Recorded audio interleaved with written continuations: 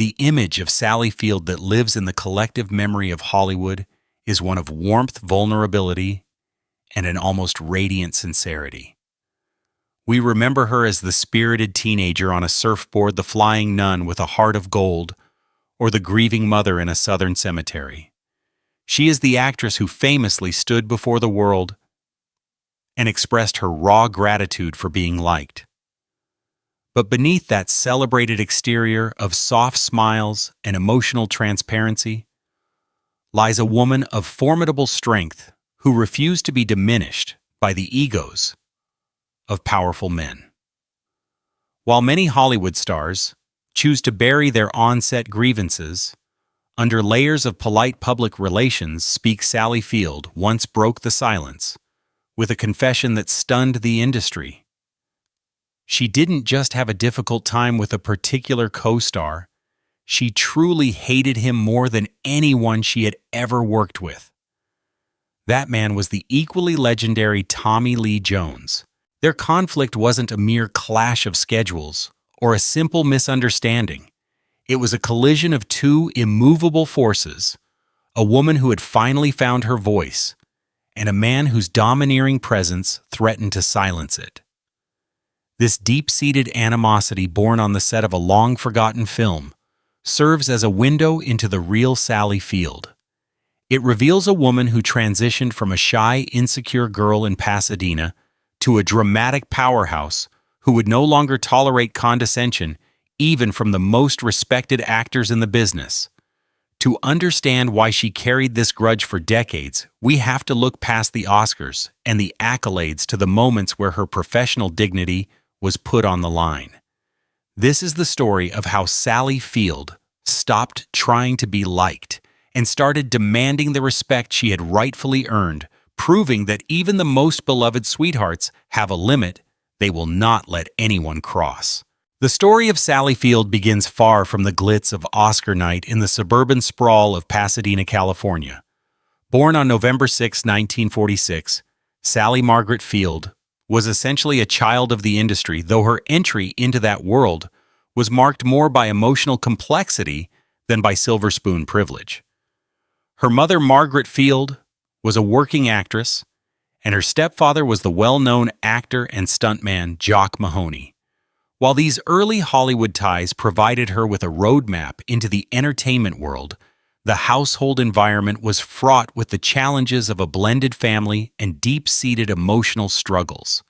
Sally often recalled her younger self as a shy, painfully insecure girl who used the concept of performance as a way to navigate a world where she felt invisible or unheard. This internal friction between her timid exterior and the natural charm waiting to shine beneath the surface would become the defining theme of her early professional life. After she graduated from Birmingham High School in Van Nuys, the opportunity that would change everything arrived with deceptive ease. In 1965, at just 18 years old, she landed the lead role in a sitcom called Gidget. To the public, Sally was the embodiment of the carefree, spirited teenage surfer, a bubbly girl who became a household name almost overnight. Though the show lasted only one season, it was enough to cement her image in the minds of casting directors and audiences alike as the quintessence of wholesome American youth. However, the industry's tendency to pigeonhole young talent was about to tighten its grip. Just 2 years later, she took on the role of Sister Bertrill in The Flying Nun, a series that ran from 1967 to 1970. On the surface, it was a massive success, but for Sally, it felt like a spiritual and professional prison. She was playing a nun who could literally fly a premise so lighthearted and absurd that it offered her no room to explore the genuine human emotions she felt swirling inside her. She later admitted to feeling trapped in that image of the cute, perky girl next door. Every day she spent in that habit was a day she felt she was losing her chance to be seen as a serious artist. This period of her life was a masterclass in the burden of the bubbly. In the late 1960s, Hollywood didn't want its starlets to have edges. It wanted them to be palatable, predictable, and perpetually smiling. Field found herself in a unique form of celebrity purgatory, where she was famous enough to be recognized on every street corner, but respected by almost no one in the elite circles of dramatic acting. The industry saw her as a product, not a person. This disconnect led to a profound internal crisis. She was providing for her family and building a resume, but her soul was starving for substance. She knew that if she didn't make a radical move, she would be discarded the moment her youthful glow began to fade. This wasn't just about vanity. It was about survival in a business that viewed women as disposable commodities. She looked at the scripts coming her way and saw nothing but variations of the same two-dimensional characters she had been playing since she was a teenager. It was during this era that her first marriage to Stephen Craig took place in 1968. As she navigated the transition from Gidget to more adult roles, her personal life was undergoing its own set of seismic shifts.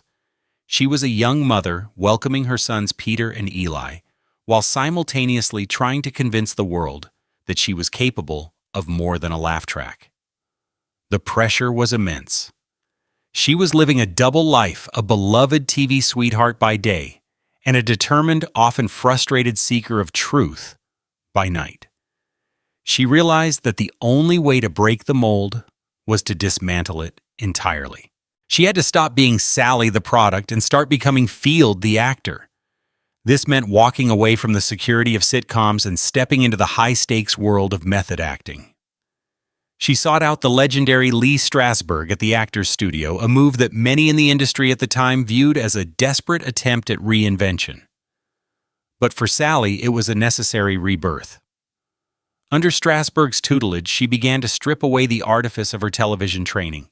She learned how to tap into the insecure girl from Pasadena and use that vulnerability as a weapon, rather than a weakness. She was essentially retraining her brain and her body to exist in a space of raw, unfiltered honesty, the very opposite of the polished, cheerful persona that had made her famous. This transition was grueling. It required her to confront the emotional struggles of her childhood and the feelings of inadequacy that had plagued her for years. Yet this transformation was the only path forward. Without this period of intense self-reflection and professional retooling, the world would never have seen the grit of Norma Ray or the devastating complexity of Sybil. She was finally preparing to fight back against the men and the systems that told her she was just a TV actress. Little did she know that her greatest battle for respect was still years away, waiting for her on the set of a film with a man who would test every ounce of the strength she was currently building. The mid-1970s marked the most critical juncture in Sally Field's life, a period where the bubbly girl was systematically dismantled to make room for a true artist.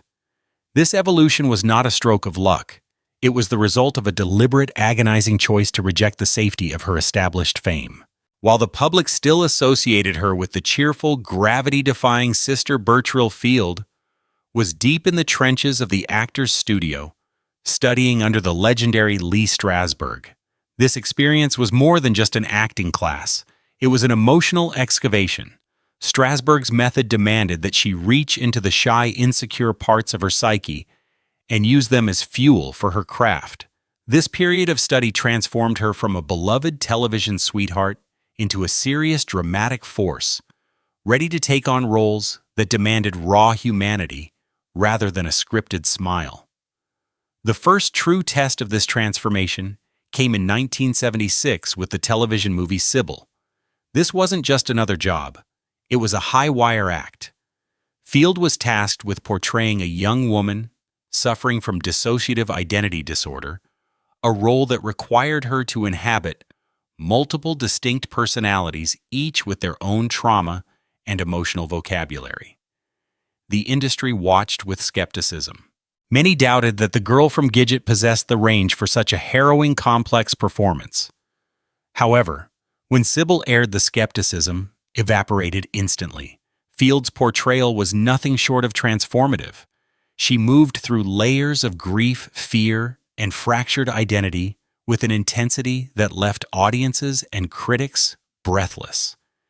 It was the definitive proof that she had outgrown the cute girl image once and for all. Her performance earned her an Emmy Award, a victory that served as a loud, clear signal to Hollywood Sally Field had arrived as a serious actress. Winning the Emmy for Sybil did more than just put a trophy on her shelf.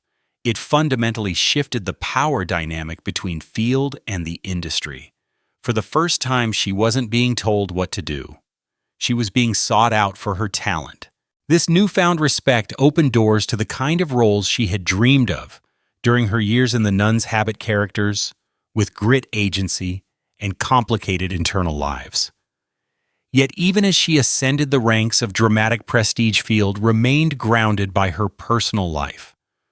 Her marriage to Stephen Craig ended during this era of massive change, leaving her to balance her burgeoning career with the responsibilities of being a mother to her two sons, Peter and Eli.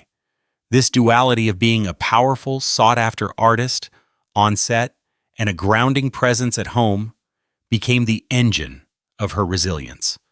As the late 70s approached, Field's career took another fascinating turn when she met Burt Reynolds on the set of Smokey and the Bandit in 1977. Their on-screen chemistry was electric, fueled by a real-life romance that would become one of the most talked-about pairings of the decade. To many, it seemed like a return to lighter fare, but Field approached these roles with the same professional integrity she had learned at the Actors Studio. Her work with Reynolds, including The End and Hooper, showcased her versatility. She could hold her own against the biggest movie star in the world without losing her own light. However, the relationship with Reynolds was as complicated as it was passionate. Behind the scenes, Field was navigating a partner who struggled with vulnerability and control. It was another lesson in the delicate art of maintaining one's identity in the shadow of a domineering male presence. These experiences, the discipline of Strasbourg, the triumph of Sybil, and the complexities of her high-profile relationship with Reynolds were all converging to create the woman who would soon win her first Oscar for Norma Rae. She was no longer the timid girl waiting for permission to shine. She had become a woman who understood the weight of her own talent and the necessity of protecting it. By the time she stepped onto the set of Norma Rae, she was a seasoned veteran of both the emotional and professional wars of Hollywood. She knew how to fight for her character's dignity because she had spent the last decade fighting for her own.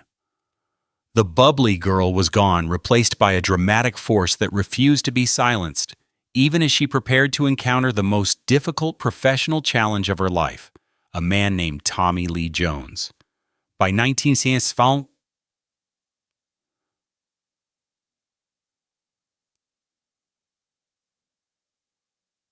Sally Field had reached a point of professional maturity where her talent could no longer be dismissed as a fluke of television stardom. The defining moment of this era arrived when she took on the role of a Southern textile worker in the film Norma Rae. This was the role she had been training for since her days at the Actors Studio, a character defined by grit, conviction, and a refusal to be intimidated by the status quo. Playing a woman who rises to become a union activist in the face of systemic oppression mirrored Field's own struggle to be taken seriously in an industry that preferred her silent and smiling. Her performance was a tour de force of raw humanity, capturing the exhaustion of the working class alongside a burgeoning sense of self-worth. When she stood on a table in the middle of a noisy factory holding up a piece of cardboard with the word "union" written on it, she wasn't just acting out a scene. She was embodying the spirit of every person who had ever been told they didn't matter. The world took notice. The performance earned her the Academy Award for Best Actress, catapulting her into an elite tier of performers. However, it was her acceptance speech that would go down as one of the most iconic and frequently misinterpreted moments in Oscar history. Standing on that stage, clutching her gold statue, Field's voice trembled with genuine emotion as she famously uttered the words, "You like me? You really like me." For decades, late-night comedians and casual observers used that line to paint her as needy or overly desperate for approval. But for those who understood her journey, the speech was a profound cry of validation. It was the sound of a woman who had been told she was only a sitcom girl finally hearing the industry acknowledge her as an artist.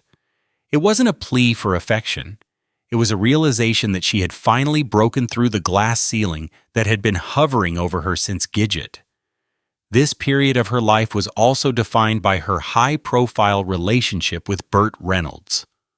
While they were the it couple of the late 70s, sharing both screen chemistry and a real-life romance, the dynamic was far more taxing than it appeared in the tabloids. Reynolds was a massive star with a complicated personality, often struggling with his own vulnerabilities and a need for control.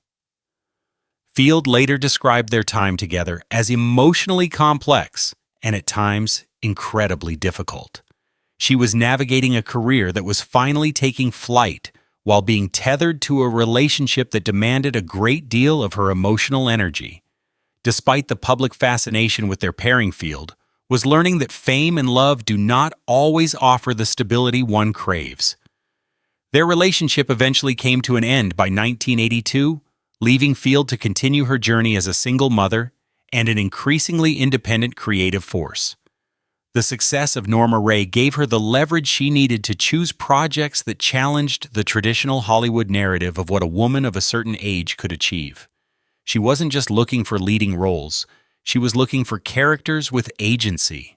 This period saw her starring in Places in the Heart, which would eventually earn her a second Oscar, further cementing her status as an enduring talent who could balance vulnerability with a steel-ribbed strength.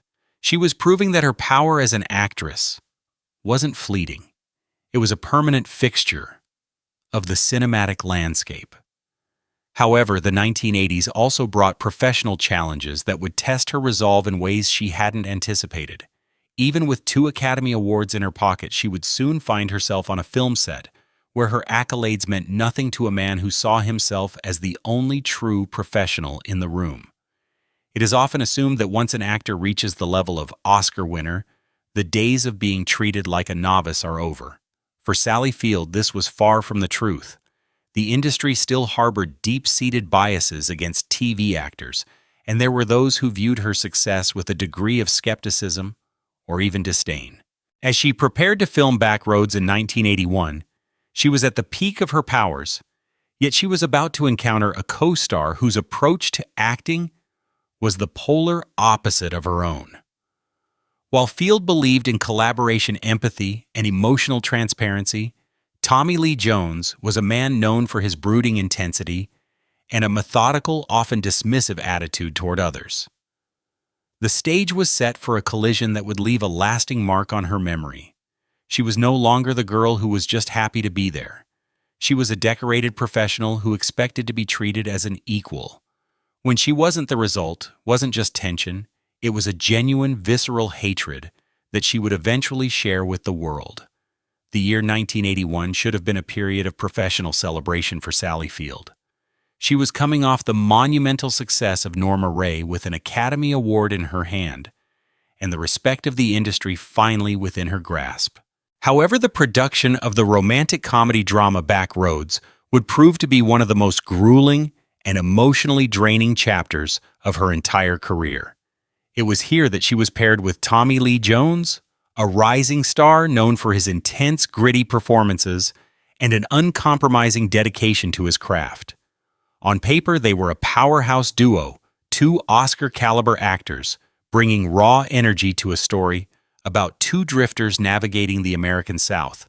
But the moment the cameras began to roll, the professional chemistry vanished, replaced by a personal friction so volatile that crew members described the atmosphere as watching 2 storms collide. The conflict between Field and Jones was not born from a single argument, but from a fundamental and aggressive clash of ideologies.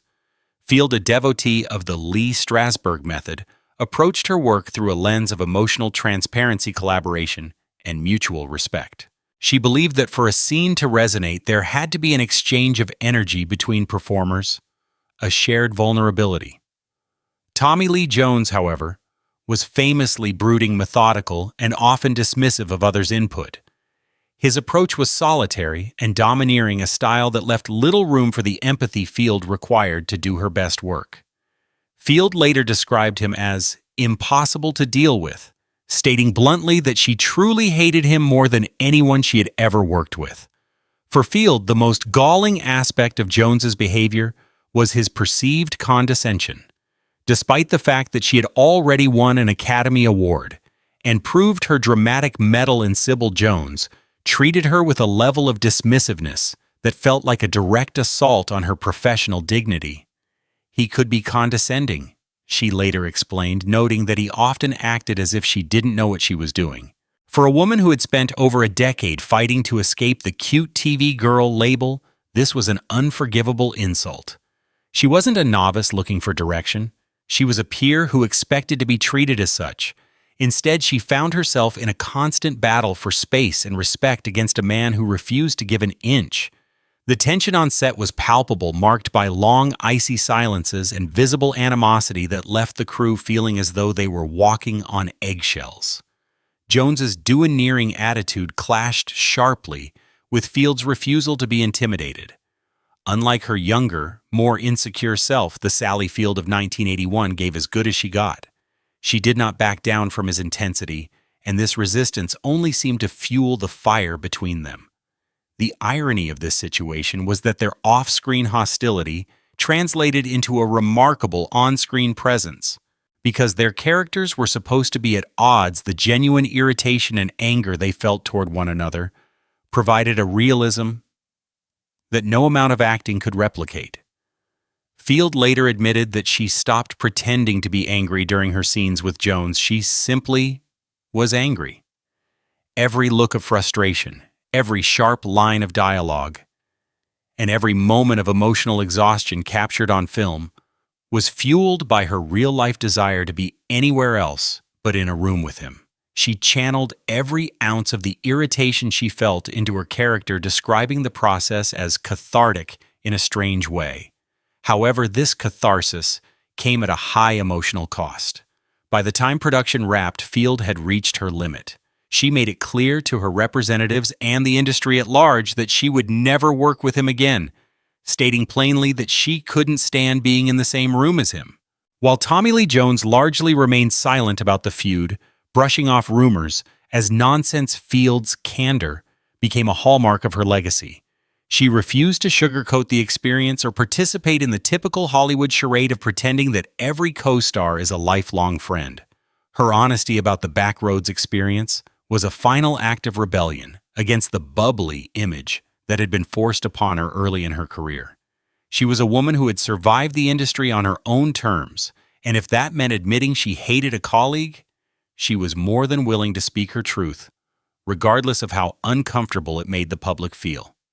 The legacy of Backroads is unique in the annals of Hollywood because it represents one of the few instances where a genuine visceral hatred between stars was not only public knowledge, but was actively used as a creative tool. For decades, the story of Sally Field and Tommy Lee Jones remained a cautionary tale of professional incompatibility.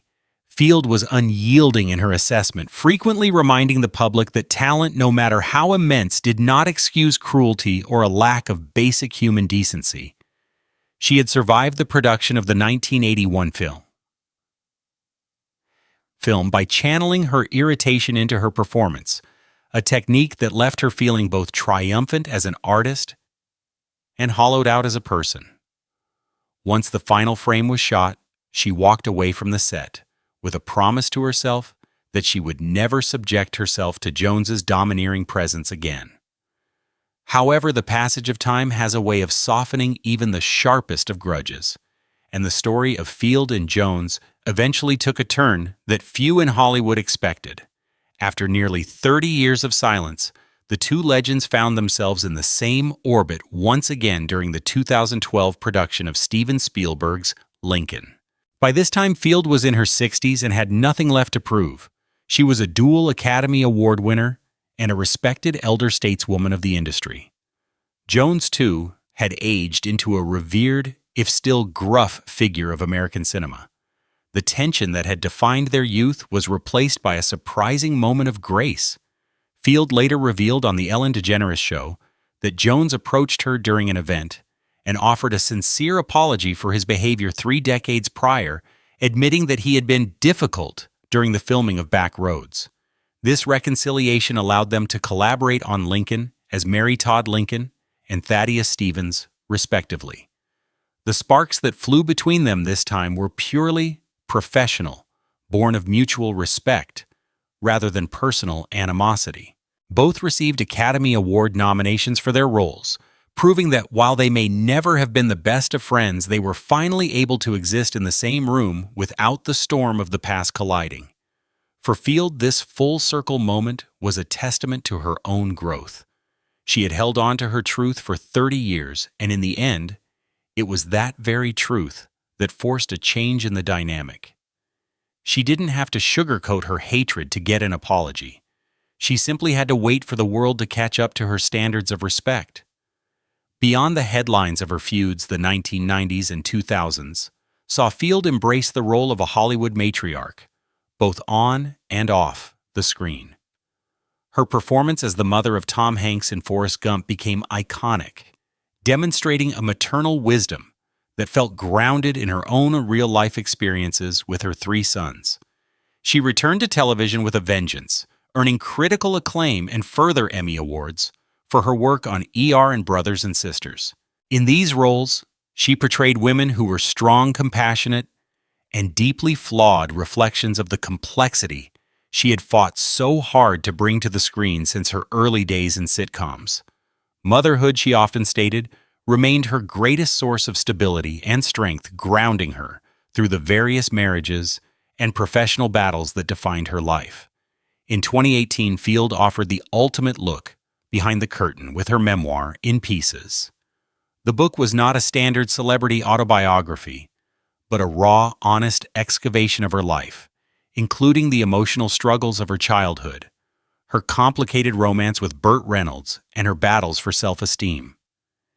It revealed the strength behind her vulnerability, resonating deeply with a public that had grown up watching her. The memoir confirmed what many had long suspected: Sally Field's sweetheart persona was a hard-won victory, not a natural state. She was a woman who had been through the fire and came out with her integrity intact.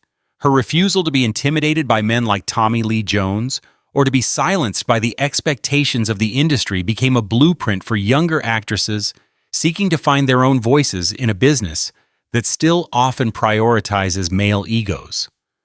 Field's legacy is not just one of Oscars and iconic speeches, it is a legacy of resilience.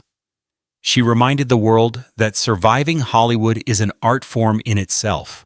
Whether she was fighting for a union in a textile mill or fighting for her own dignity on a film set, she did so with a level of courage that made it impossible to ignore her. Today, she stands as a passionate advocate for women's rights, mental health, and LGBTQ+ equality, using her platform to ensure that the struggles she faced are not repeated by the generations that follow. She is the proof that a woman can be both liked and respected. But if she has to choose one, respect is the only currency that truly matters in the end. As we stand in 2026, looking back at the nearly 6-decade career of Sally Field, we see a legacy that is defined not by the roles she played, but by the walls she broke down. From her early days as a teenager in Pasadena trying to find her voice in a show business family to her current status as a revered legend living quietly in her light-filled Malibu home, Field has been the architect of her own survival. The story of her hatred for Tommy Lee Jones is more than just a piece of Hollywood trivia. It is a vital chapter in the biography of a woman who refused to be small so that a man could feel big. It remains a striking reminder that even in an industry designed to polish away every rough edge, there is immense power in holding on to one's unfiltered truth. At 79 years old, Sally Field continues to embody the spirit of resilience that first propelled her onto that factory table in Norma Rae. While she has stepped back from the relentless pace of her early career, she remains a formidable presence in the entertainment world, recently winning the SAG Life Achievement Award in 2023 for her career achievements and humanitarian accomplishments. She is showing no signs of slowing down creatively, with fans eagerly anticipating her next project, a Netflix adaptation of the novel Remarkably Bright Creatures, where she will once again explore the themes of lost resilience and unlikely connections. Even in 2026, she remains a sought-after talent, proving that the shelf life of a dramatic actress is whatever she decides it to be. Her personal journey has been equally transformative. After 2 marriages and a highly publicized, complicated romance with Burt Reynolds Field, has found a sense of peace in her independence. She has candidly admitted in recent interviews, including a notable appearance on Julia Louis-Dreyfus's Wiser Than Me podcast, that she has no plans to remarry, choosing instead to prioritize the deep supportive bonds she shares with her 3 sons, Peter, Eli, and Sam, and her ongoing commitment to social activism. From her passionate advocacy for women's rights and LGBTQ+ equality, to her work with organizations like Vital Voices and the American Foundation for Equal Rights Field, has used her platform to fight the very injustices she encountered throughout her life. The bubbly girl of the 1960s is long gone, replaced by a woman of profound emotional depth and intellectual ferocity. She has survived the condescension of co-stars, the limitations of her early typecasting, and the intense scrutiny of the global spotlight. Her career serves as a masterclass in professional evolution, showing us that it is possible to be liked by millions while still demanding the respect of the few who matter. Sally Field taught a generation of performers that they do not have to just survive a difficult working relationship. They can use it, name it, and eventually move past it on their own terms. As the sun sets over the Pacific outside her Malibu windows, Sally Field stands as a testament to the power of authenticity. She is a 2-time Academy Award winner, a 3-time Emmy winner, and a Kennedy Center honoree, but perhaps her greatest achievement is that she is finally in pieces that she herself has put back together. She is no longer looking for validation from a stage or a co-star. She has found it within her own remarkable history. The Legend and the Grudge may have started on a dusty back road in 1981, but the journey ended with a woman who knows exactly who she is and isn't afraid to tell you. What do you think of Sally Field's legendary no-nonsense approach to her co-stars? Does her honesty about the difficulties of the industry make you respect her more? Or do you think some things are better left behind the scenes? Her story reminds us that even the most celebrated careers are built on moments of quiet, fierce resistance. We'd love to hear your favorite Sally Field memory, or roll in the comments below. If you enjoyed this deep dive into the hidden wars of Hollywood's elite, don't forget to like this video and subscribe to Memories of the Stars for more unfiltered stories from the golden age to the present day. Until next time, remember that the brightest stars often have the most enduring shadows.